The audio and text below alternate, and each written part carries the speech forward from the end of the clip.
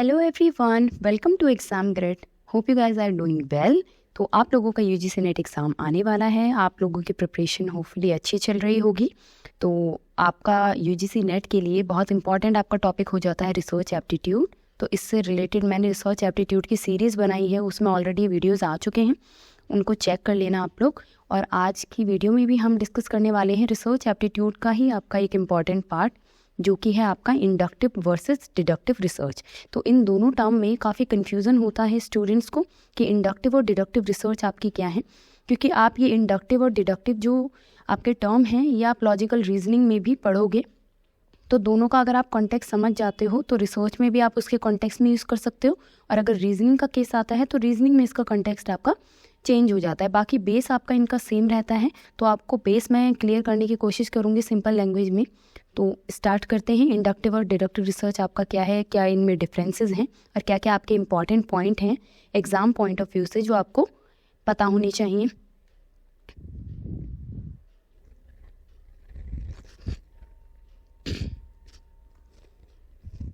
तो सबसे पहले आता है हमारा इंडक्टिव रिसर्च। इंडक्टिव रिसर्च आपका क्या है, इंडक्शन से बना है आपका इंडक्टिव रिसर्च। अब इसको ध्यान से आपको वर्ड के हिसाब से पढ़ना है। तो इंडक्टिव रिसर्च होता क्या है यहाँ पे मैंने बताया है। Inductive research involves moving from specific observation to develop broader generalisation और थियरीज। ठीक है, सिंपल है कि आपका जो इंडक्टिव रिसर्च होता है उसमें क्या होता है, हम स्पेसिफिकली ऑब्जर्वेशन करते हैं। ठीक है, अभी इसको क्लियर करूँगी मैं आपको एग्जाम्पल से। स्पेसिफिकली हम ऑब्जर्व करते हैं चीज़ों को, और उसके बेस पे हम क्या करते हैं, जर्नलाइजेशन करते हैं। ठीक है, या हम एक थियरी उसके बेस पे डेवलप करते हैं। जर्नलाइजेशन करना मतलब वही हो गया ना कि आपने उस स्पेसिफिक ऑब्जर्वेशन को एक बड़े डेटा पे अप्लाई कर दिया, कि अगर एक छोटी चीज़ पे अप्लाई हो रहा है तो सब जगह ही आपका ये अप्लाई होगा। वो होता है जर्नलाइजेशन करना। इसको मैंने ऑलरेडी बताया भी था। तो आपका इंडक्टिव रिसर्च में होता क्या है, आप स्पेसिफिक से जर्नल की तरफ जाते हो। आप स्पेसिफिक ऑब्जर्वेशन करते हो, छोटी सी ऑब्जर्वेशन करोगे किसी चीज़ में और उसको जर्नलाइज कर देते हो। तो वो होता है इंडक्टिव आपका रिसर्च। इसके साथ साथ यहाँ पे इंपॉर्टेंट पॉइंट है कि ये आपका एक बॉटम अप अप्रोच है। ठीक है, बॉटम अप अप्रोच का मतलब होता है नीचे से ऊपर की तरफ जाती है ये बॉटम अप अप्रोच, कि नीचे से आपका ऊपर की तरफ जाती है। नीचे से ऊपर की तरफ क्यों, क्योंकि बॉटम आपका हो गया बहुत ही छोटा पार्ट, क्योंकि आप स्पेसिफिक ऑब्जर्वेशन करते हो पहले और उसके बेस पे आप ऊपर की तरफ जाते हो, जहाँ पे आप जर्नलाइजेशन कर देते हो। उस चीज़ को बहुत ही एक बड़े पार्ट पे अप्लाई कर देते हो, जर्नलाइज कर देते हो। तो वो इसलिए आपको इसका क्या बोला हुआ है, बॉटम टू अप अप्रोच। तो इसको भी याद रखना है आपको कि बॉटम अप अप्रोच बोलते हैं, क्योंकि ये स्पेसिफिक इंस्टेंसेस से स्टार्ट होती है और ब्रॉडर जर्नलाइजेशन की तरफ जाती है। उसके साथ साथ एम क्या करता है, डेवलपिंग ए थियरी। तो मेन काम जो इंडक्टिव रिसर्च का होता है वो होता है थियरी डेवलप करना। ये भी इंपॉर्टेंट है कि थियरी डेवलपिंग के लिए आप कौन सी रिसर्च कंडक्ट करोगे, तो वो होती है इंडक्टिव रिसर्च। इंडक्टिव रिसर्च की हेल्प से आप क्या करते हो, कोई भी थियरी डेवलप करते हो। ठीक है, इसका एग्जाम्पल आपका है ग्रेविटेशनल थियरी। तो सबने पढ़ा होगा ग्रेविटेशनल लॉ। ठीक है, अभी कोई भी थियरी होती है जो बहुत बड़े बड़े साइंटिस्ट ने दी है, साइकोलॉजिस्ट ने दी है, फिलोसोफर्स जो होते हैं, जो भी अपनी थियरी वगैरह बनाते हैं हर एक फील्ड में, तो वो कैसे बनाते हैं, इंडक्टिव रिसर्च के बेस पे बनाते हैं। वो एक स्पेसिफिक आपका इंस्टेंस लेंगे, एक स्पेसिफिक ऑब्जर्वेशन करते हैं और उसके बेस पे उसको जर्नलाइजेशन कर देते हैं एक बड़े एरिया में। तो उसी के बेस पे आपका ग्रेविटेशनल थियरी जैसे है, इसमें क्या किया आपने कि एक थियरी डेवलप होके आई है। तो ये थियरी जो ग्रेविटेशनल थियरी है आपकी, कहीं ना कहीं से तो डेवलप होके आई है, ऐसा तो नहीं पहले से ही चल रही है, किसी ने तो इसे डेवलप किया है। तो वो जब डेवलपिंग का प्रोसेस था उसमें इंडक्टिव रिसर्च का यूज़ किया गया है। इसका एग्जाम्पल आगे मैं बताती हूँ। एक और इम्पॉर्टेंट है कि it is basically used in qualitative research. तो ज़्यादातर इंडक्टिव रिसर्च क्वालिटेटिव रिसर्च में यूज़ की जाती है। क्वालिटेटिव क्वांटिटेटिव के लिए भी मैंने ऑलरेडी वीडियो बनाई हुई है, उसको देख लेना। तो क्वालिटेटिव रिसर्च में आपका इंडक्टिव रिसर्च यूज़ होता है। तो ये 4 इंपॉर्टेंट पॉइंट है जो आपको इंडक्टिव के बारे में पता होना चाहिए, कि स्पेसिफिक से जर्नल की तरफ जाता है, बॉटम से अप अप्रोच है, नीचे से ऊपर की तरफ चलती है, और इसमें मेन एम होता है कि थियरी डेवलप होकर आती है। इंडक्टिव रिसर्च में क्या होता है, एंड में आपके पास एक थियरी डेवलप होकर आएगी, और ये आपका क्वालिटेटिव रिसर्च में यूज़ होता है।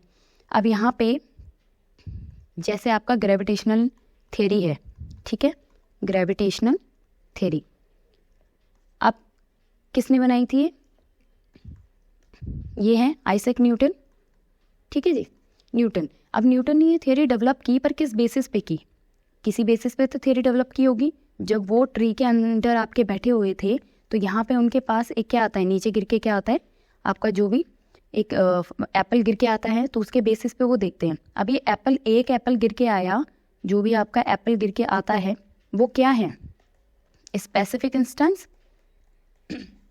ठीक है, स्पेसिफिक का मतलब होता है कोई एक चीज़ के ऊपर, तो एक स्पेसिफिकली इंस्टेंस हुआ उनके साथ, हैपनिंग हुई, इवेंट हुआ कि एक सेब उनके सर के ऊपर गिरा, तो वो स्पेसिफिक हुआ। अब उन्होंने ये सोचा कि ये सेब नीचे की तरफ ही क्यों गिरा, ऊपर क्यों नहीं गया। ठीक है, इस चीज़ के बेसिस पे उन्होंने कहा कि चलो देखते हैं और चीज़ें भी क्या होती हैं, नीचे की तरफ ही आती हैं या नहीं। तो उन्होंने जब वो सारी चीज़ें ऑब्जर्व की, पैटर्न उनका ऑब्जर्व किया, ठीक है, पैटर्न देखा कि सब चीज़ों में ऐसा ही हो रहा है, तो उसके बेसिस पे उन्होंने क्या किया, एक थियरी डेवलप कर दी, जर्नलाइजेशन कर दिया कि दुनिया में जितनी सारी चीज़ें हैं उनको क्या करता है, नीचे की तरफ आपका क्या करता है, आकर्षित करता है। वो गुरुत्वाकर्षण बोलते हैं, ग्रेविटेशनल। तो ग्रेविटेशनल फोर्स होती है, इसके बेसिस पे निकल के आया आपका कि ग्रेविटेशनल थियरी होती है कि कोई भी जो भी आपका इंसान हो, चाहे कोई ऑब्जेक्ट भी हो, तो वो क्या होता है, ग्रेविटेशनल फोर्स उस पर लगता है। इसके बेसिस पे आपकी ये थियरी डेवलप होकर आई थी, ग्रेविटेशनल थियरी। तो अब ये थियरी कैसे बनी, ये आपका जो प्रोसेस है ये है आपका इंडक्टिव रिसर्च का प्रोसेस। ठीक है, एक स्पेसिफिक इंस्टेंस हुआ आपके साथ, ऑब्जर्वेशन किया आपने, पैटर्न देखा कि और चीज़ों में भी वो फॉलो हो रहा है या नहीं, और उसके बेस पे आपने एक थ्योरी बना दी, सब जर्नलाइज कर दिया कि हर चीज़ के केस में ऐसा ही होगा, तो वहाँ पे आपने जर्नल कर दिया। तो स्पेसिफिक से आप जर्नल की तरफ आ गए। ठीक है, और ये आपका थ्योरी निकल के आ गई। तो इसमें मेन काम क्या होता है कि थ्योरी डेवलप होती है, स्पेसिफिक से जर्नल की तरफ जाते हैं और बॉटम से अप की तरफ चलते हैं। छोटे से स्टार्ट किया और बड़े पे अप्लाई करके देख रहे हो, तो नीचे बॉटम से अप अप्रोच आपकी हो जाएगी। तो वो फिर क्लियर होगा। अब इसके बेसिस पे इसका जस्ट ऑपोजिट होता है आपका डिडक्टिव, उसे देख लेते हैं। नहीं, पहले एक बार आप इसके प्रोसेस को ठीक से समझा देती हूँ मैं आपकी डेली लाइफ के एग्जाम्पल से। जैसे है आपका पहला होगा कि आपने एक स्पेसिफिक ऑब्जर्वेशन की, जैसे मैंने अभी बताया था। तो आपने क्या स्पेसिफिक ऑब्जर्वेशन की, जैसे मान लो आपके घर में एक डॉग है, ब्लैक डॉग, उसका नाम डोना है। तो Donna is a black dog and she barks loudly. आपने देखा कि डोना एक ब्लैक डॉग है और वो बहुत तेज़ भौंकती है। ठीक है, इसके बेसिस पे आपने क्या किया, पैटर्न ऑब्जर्व किया कि every black dog I have met barks loudly, कि जो भी काले कुत्ते से या ब्लैक डॉग से मैंने अभी तक मिली हूँ, जितने भी काले डॉग मैंने देखे हैं, ब्लैक डॉग देखे हैं, तो वो सभी जो हैं वो तेज़ ही भौंकते हैं। तो जितनों से आप क्या हुए अभी तक मिले हो, तो आपने इसके बेसिस पे क्या कर दिया, जर्नलाइजेशन कर दिया कि सारे ही ब्लैक डॉग जो हैं वो तेज़ भौंकते होंगे। ये आपने क्या किया, स्पेसिफिक आपने एक डॉग से स्टार्ट किया जो ब्लैक डॉग था, फिर आपने देखा आपने पर्सनल एक्सपीरियंसेस से कि मैं जितने काले कुत्तों से मिली हूँ वो तेज़ ही भौंकते हैं, वो तेज़ ही आपका भौंकते हैं। तो आपने इसके बेसिस पे एक थ्योरी डेवलप कर दी कि ऑल ब्लैक डॉग, कि जितने सारे ब्लैक डॉग होते हैं वो लाउडली ही बार्क करते हैं। तो यहाँ पे स्पेसिफिक से आप क्या आ गए, जर्नल की तरफ आ गए। ऑल्दो ये ज़रूरी नहीं है कि सही हो कि एक चीज़ पे जो फॉलो हो रहा है वो सब काले कुत्तों पर फॉलो हो, है ना। पर यहाँ पे ये मैं केवल आपको प्रोसेस बताने के लिए बता रही हूँ कि यहाँ पे आपने एक से स्टार्ट किया और आपने उसे कैसे जर्नलाइज कर दिया। तो ये आपका हो गया इंडक्टिव रिसर्च। ये आपका इंडक्टिव रिसर्च में इस तरीके से प्रोसेस आपका चलता है। ठीक है, अब इसी के साथ देखते हैं दूसरा डिडक्टिव रिसर्च। डिडक्टिव जस्ट उसका आप रिवर्स कर दो, यहाँ पे हो जाता है आपका जर्नल से स्पेसिफिक की तरफ। ठीक है, यहाँ पे आपके पास ऑलरेडी एक थ्योरी होती है, उसके बेसिस पे आप क्या करते हो, जो एक थ्योरी ऑलरेडी बनी हुई है उसके बेस पे देखते हो कि ये थ्योरी हर एक कंडीशन पे फॉलो हो रही है या नहीं, हर एक स्पेसिफिक कंडीशन पे ये थ्योरी अप्लाई हो रही है या नहीं, ये आप चेक करते हो डिडक्टिव में। जबकि इंडक्टिव में आप क्या कर रहे थे, एक स्पेसिफिक से स्टार्ट कर रहे थे और उसको क्या कर रहे थे, जर्नलाइज कर रहे थे, सब पे अप्लाई कर रहे थे। यहाँ पे आपके पास ऑलरेडी थ्योरी है, उसको आप देखोगे कि हर एक स्पेसिफिक कंडीशन पे वो फॉलो हो रहा है या नहीं। इसमें क्या होता है, उसके ऑपोजिट होता है, अप से बॉटम की तरफ आते हो क्योंकि आपके पास एक जर्नल ऑलरेडी ऑब्जर्वेशन है, उसके बेसिस पे आप स्पेसिफिक की तरफ आते हो नीचे। तो ऊपर से नीचे की तरफ आते हो तो अप से लेके बॉटम अप्रोच होती है, याद रखना है। यहाँ ये आपका इंपॉर्टेंट है, it always starts with a theory, कि आपका हमेशा डिडक्टिव रिसर्च जो होगा वो थ्योरी से ही स्टार्ट होगा। यानी कि आपके पास थ्योरी ऑलरेडी होगी। जैसे इंडक्टिव में तो हम थ्योरी बनाते हैं और उस थ्योरी को टेस्ट किस में किया जाता है, डिडक्टिव में किया जाता है, जो ऑलरेडी थ्योरी बनी हुई है। अब उनको अगर आपको हर एक कंडीशन पे अप्लाई करके देखना है वो आप करोगे डिडक्टिव रिसर्च में।